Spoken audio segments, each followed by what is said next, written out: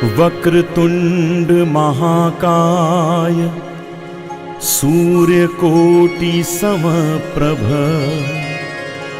निर्विघ्नं कुरु मे देव सर्वकार्येषु सर्वदा।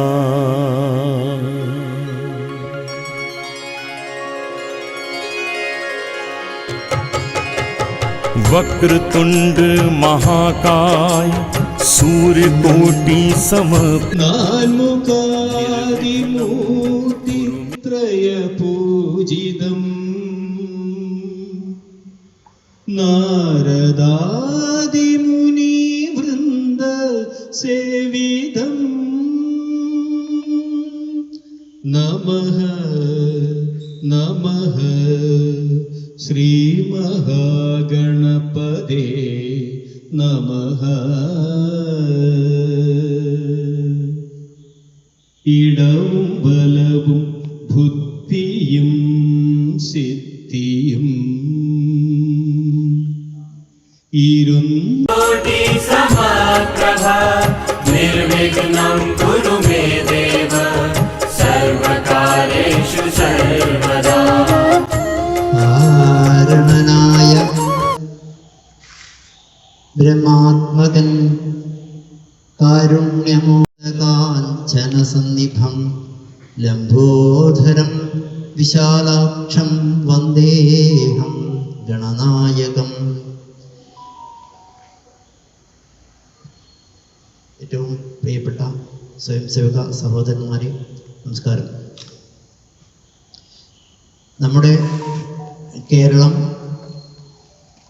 കുറച്ച് വർഷങ്ങൾക്ക് മുമ്പ് ഭ്രാന്താലയം എന്ന പേരിലാണ് ഇന്ത്യയിലും അറിയപ്പെട്ടത്. ഭ്രാന്താലയമായിരുന്ന കേരളത്തെ തീർത്ഥാലയമാക്കി മാറ്റുന്നതിന് 1982 തോന്നുന്നു വിശാല ഹിന്ദു സമ്മേളനം എന്നൊരു പരിപാടി നമ്മൾ എറണാകുളത്ത് സംഘടിപ്പിക്കുകയുണ്ടായി. അന്ന് നമ്മളൊരു തീരുമാനമെടുത്തിരുന്നു, കർക്കിടക മാസത്തെ പുണ്യമാസമാക്കിക്കൊണ്ട് എല്ലാ വീടുകളിലും ക്ഷേത്രങ്ങളിലും സാമൂഹ്യമായിട്ടും രാമായണം പാരായണം ചെയ്യുക. അങ്ങനെ നമ്മൾ കേരളത്തെ വീണ്ടും ഒരു തീർത്ഥാടന സ്ഥലമാക്കി മാറ്റണം എന്നൊരു തീരുമാനം നമ്മൾ അന്ന് എടുക്കുകയുണ്ടായി. അന്ന് അതിനെതിരായിട്ട് ശക്തമായിട്ടുള്ള ഇടതുപക്ഷ ഭാഗത്തു നിന്നൊക്കെ വിമർശനങ്ങളും അതിൻ്റെ ഭാഗമായിട്ട് നിയമസഭയിൽ തന്നെ രാമായണം കത്തിക്കണമെന്ന ആഹ്വാനം വരെ ഉണ്ടായി. എന്നിരുന്നാലും കാലം പിന്നീട് രാമായണത്തിൻ്റെ ഒപ്പം നിൽക്കുകയും രാമായണത്തെ നമ്മുടെ വീടുകളും അമ്മമാരും നമ്മുടെ കുടുംബങ്ങളും നമ്മുടെ സമൂഹവും സ്വീകരിക്കുകയും അങ്ങനെ അന്ന് എതിർത്തിരുന്നവർ പോലും രാമായണത്തെ ഹൃദയസമക്ഷം ഏറ്റുവാങ്ങിക്കൊണ്ട് ഇന്ന് തർക്കമില്ലാതെ രാമായണം എല്ലായിടത്തും അതിൻ്റെ ആ ഒരു സുന്ദരമായിട്ടുള്ള ശീലുകൾ നമ്മുടെ ത്രിസന്ധ്യകളെ ഭക്തിസാന്ദ്രമാക്കിക്കൊണ്ട് മുന്നേറുന്നൊരു കാഴ്ച നമുക്ക് കാണാൻ പറ്റും. രാമായണത്തിൽ തന്നെ ശ്രീരാമൻ ധർമ്മ പരിപാലനത്തിനായിട്ട് ധർമ്മരക്ഷയ്ക്കായിക്കൊണ്ടുള്ള തൻ്റെ വനയാത്ര ആരംഭിച്ച സമയത്ത് സീതാദേവിയെ നഷ്ടപ്പെടുന്നു. അങ്ങനെ നഷ്ടപ്പെട്ട് അദ്ദേഹം ഈ കർക്കിടക മാസം ആരംഭിച്ച സമയത്ത് ഒരു ഗുഹാന്തരത്തിൽ ഏകനായി ചാതുർമാസ്യ വ്രതം ആചരിക്കാനായിട്ട് പോവുകയുണ്ടായി.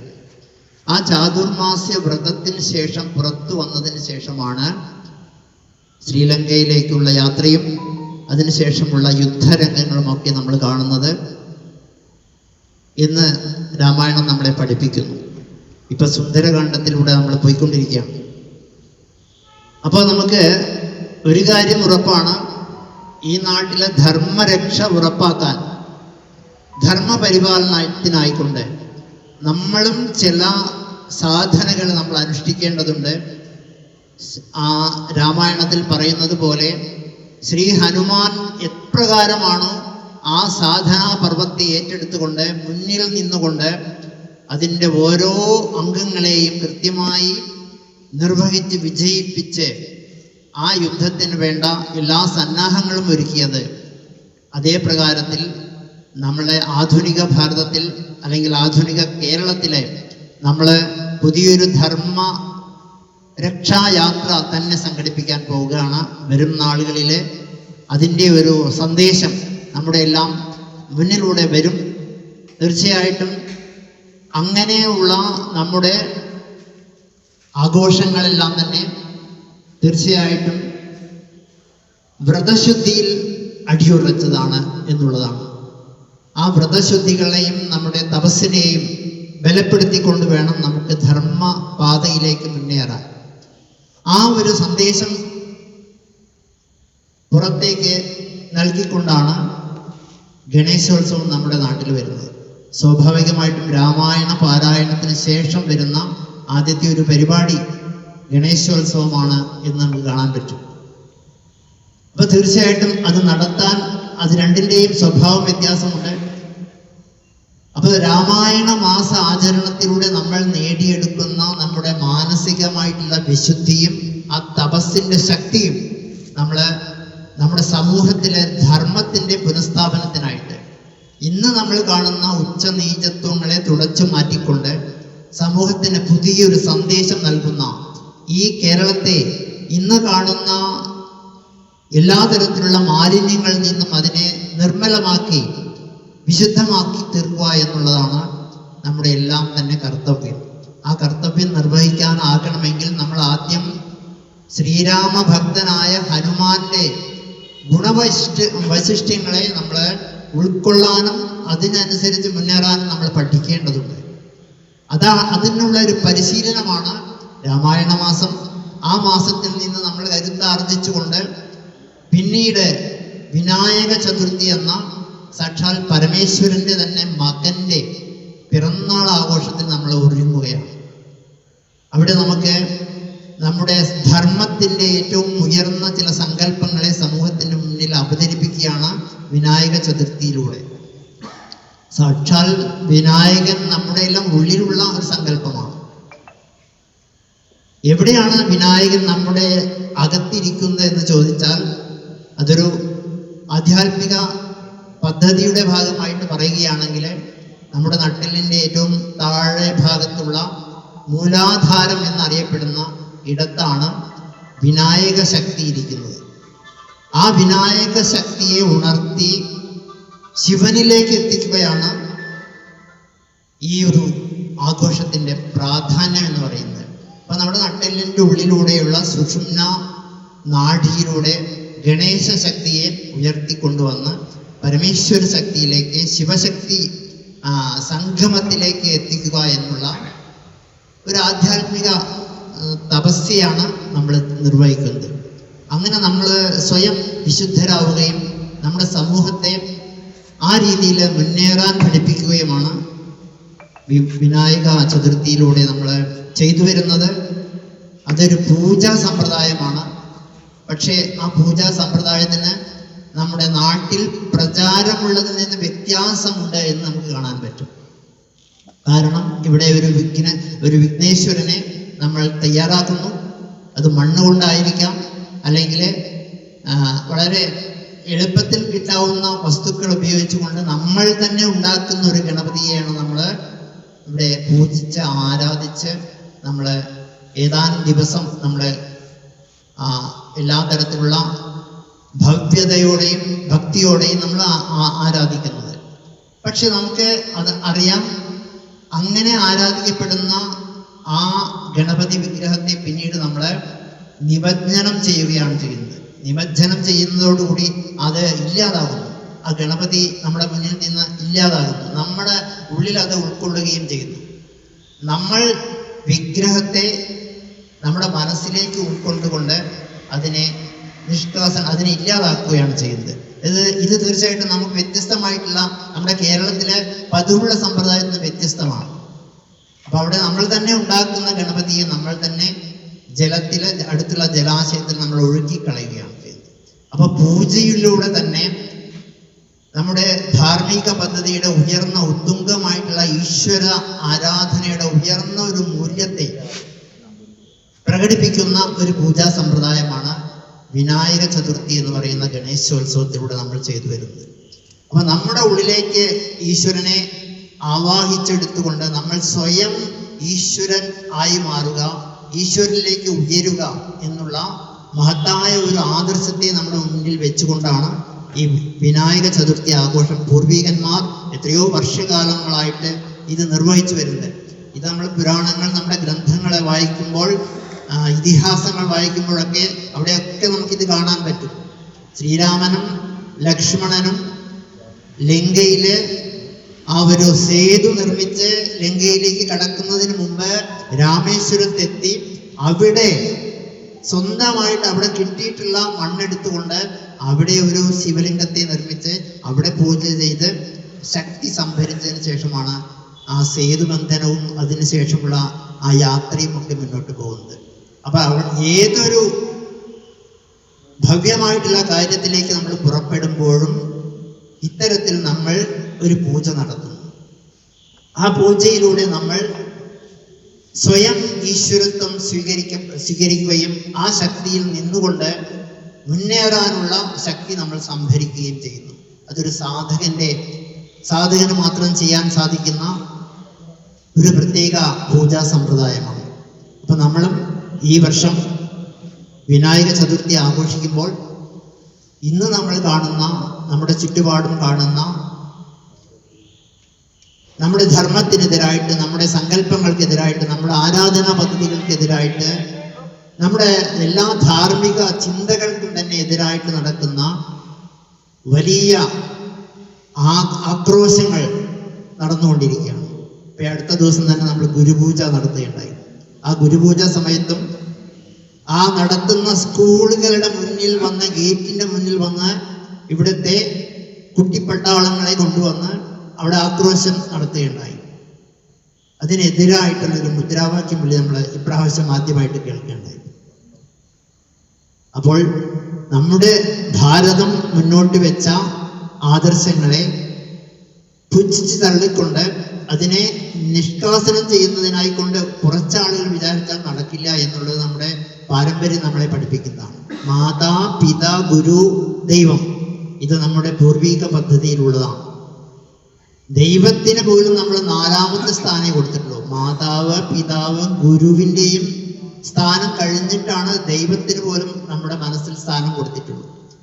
അങ്ങനെ മാതാവിനെയും പിതാവിനെയും വന്ദിക്കുവാനും അതോടൊപ്പം ഗുരുവിനും സ്ഥാനം നൽകിയിട്ടുള്ള രാഷ്ട്രമാണ് നമ്മുടെ ഭാരതം.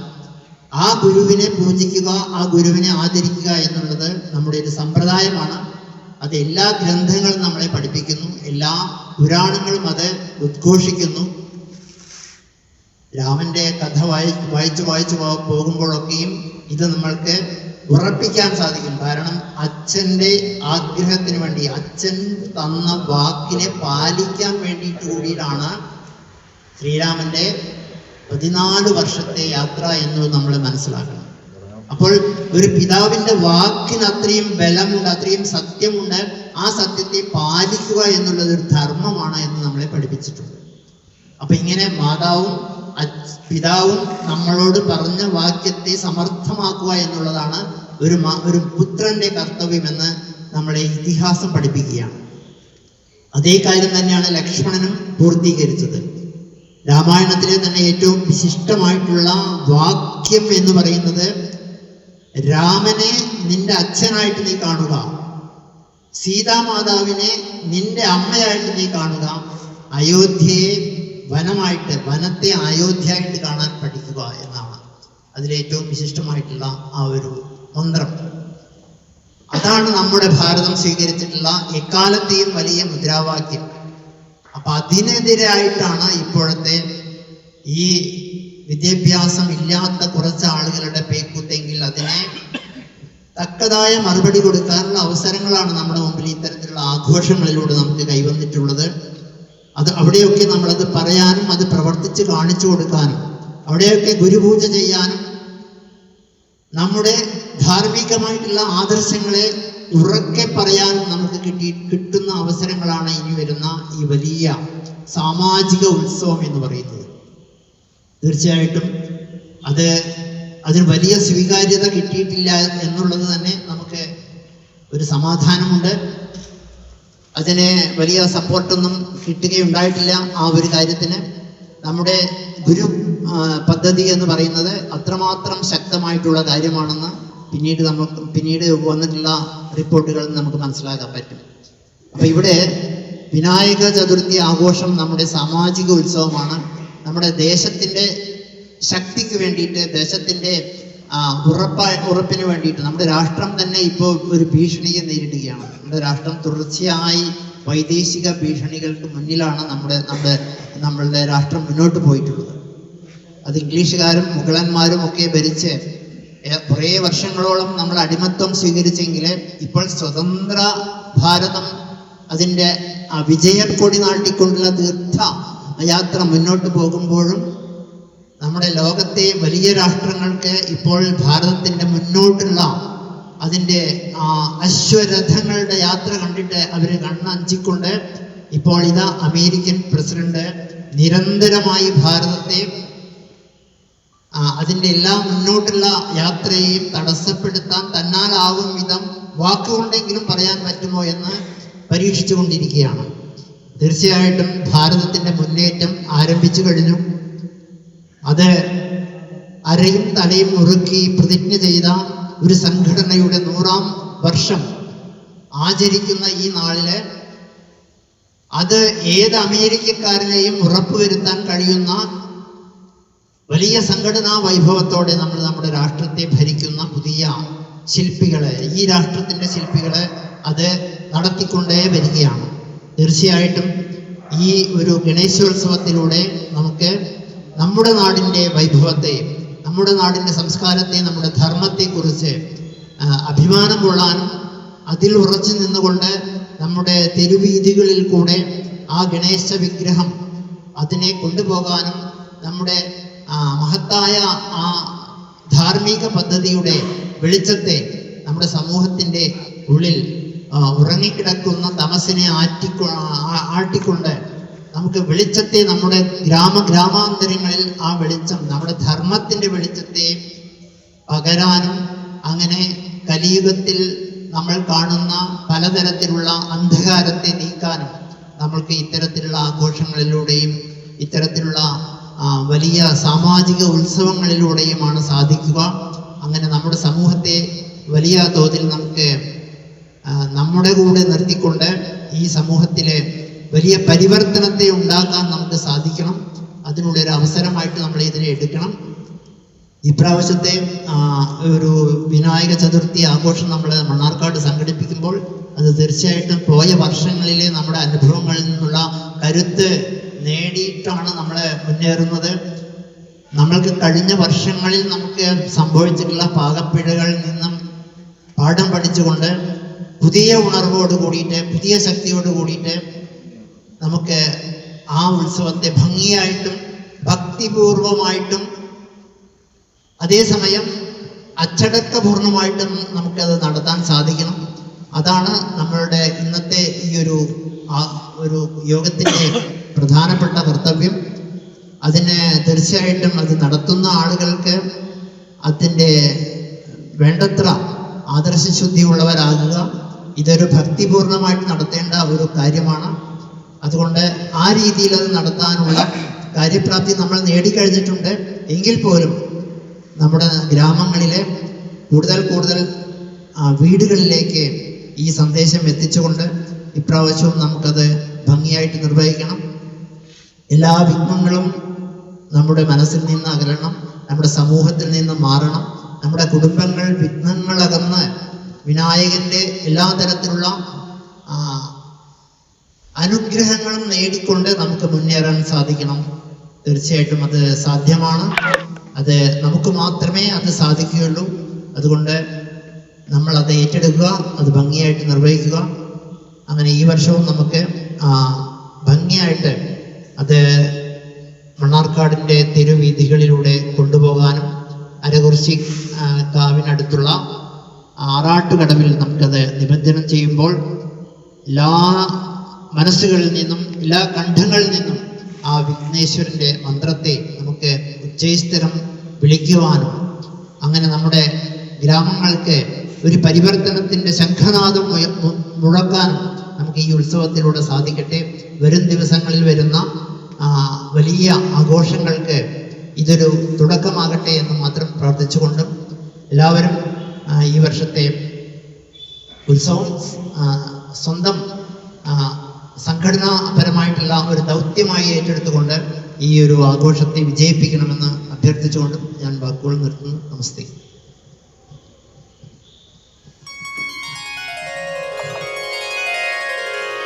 वक्रतुंड महाकाय सूर्यकोटि समप्रभ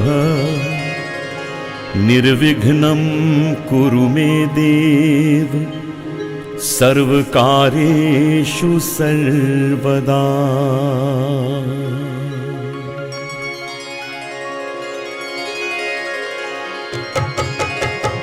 वक्रतुंड महाकाय सूर्यकोटि समप्रभ निर्विघ्नं कुरु मे देव सर्वकार्येषु सर्वदा. वक्रतुण्ड महाकाय सूर्यकोटि समप्रभ